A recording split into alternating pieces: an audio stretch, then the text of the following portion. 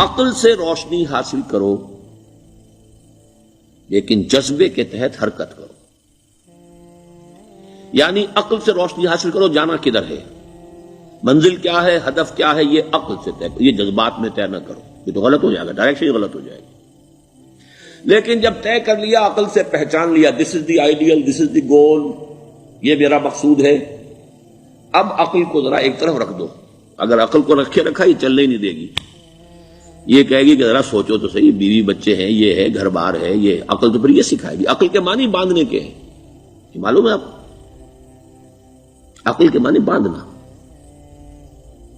اقال جو یہ عرب لوگ اپنے سر کے اوپر یہ لگتے ہیں، اقال، یہ کیا تھا اصل میں؟ یہ عرب بدو جب ہوتا تھا، بدو وہ اپنے سر پر ایک رسی باندھ لیتا تھا کہ جہاں کہیں وہ اونٹ سے اترے گا وہ رسی اپنے سر پر سے کھولے گا اور اونٹ کا گھٹنا اس سے باندھ دے گا. ایک گھٹنا باندھ دیتا تھا تاکہ اب یہ اونٹ دوڑنے کے قابل نہیں رہا، 3 پاؤں سے اچک اچک کر، ادھر سے کوئی کیکر کا درخت ہے کچھ کھا لے گا، کہیں اور چلا جائے گا، دوڑ تو نہیں سکتا. اس رسی کو وہ اقال کہتے تھے. اب جب اس نے پھر چلنا ہے، سفر شروع کرنا ہے، وہ رسی اونٹ کے گھٹنے پر سے کھولی اور اپنے سر پر باندھ لی. یہ اقال تھا جو اب یہ سنہری اقال باندھے پھرتے ہیں بادشاہ لوگ. That is the basis of their اقال. اسی لیے حدیث آتی ہے کہ ایک بدو، ایک عرب باہر سے آئے، اونٹنی کو انہوں نے بغیر باندھے، وہ مسجد نبوی سے باہر حضور نے دیکھا کہ وہ اونٹنی کو انہوں نے باندھا نہیں، اس کا گھٹنا، اور وہ چلے آئے. حضور نے پوچھا کہ تم نے اونٹنی کا گھٹنا کیوں نہیں باندھا؟ انہوں نے عرض کیا کہ میں نے اللہ پر توکل کیا. تو حضور نے فرمایا یہ غلط ہے، اعقلھا ثم توکل، پہلے اس کو باندھ دو پھر توکل کرو. اسباب اور وسائل و ذرائع کا استعمال یہ تم پر لازم ہے، لیکن توکل اس پر نہ کرو، توکل اللہ پر. یہ ہے بیسک جو یعنی بیلنسڈ رائے ہے کہ آپ ایسے بالکل اسباب سے مستغنی ہو جائیں تب بھی غلط بات ہے.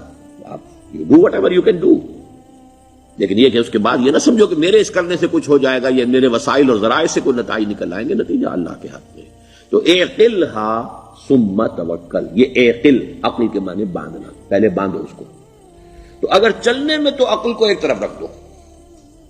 بے خطر کود پڑا آتش نمرود میں عشق، عقل ہے محو تماشائے لبے بام ابھی. عقل تو نہیں اجازت دے سکتی تھی حضرت ابراہیم کو کہ کود جاؤ آگ میں.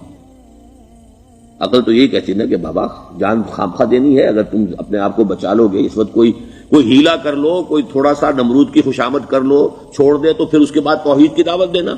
لیکن یہ کہ زندگی ختم ہو گئی تو توحید کی دعوت کون دے گا؟ عقل تو یہ سکھاتی نا، پٹی پڑھاتی.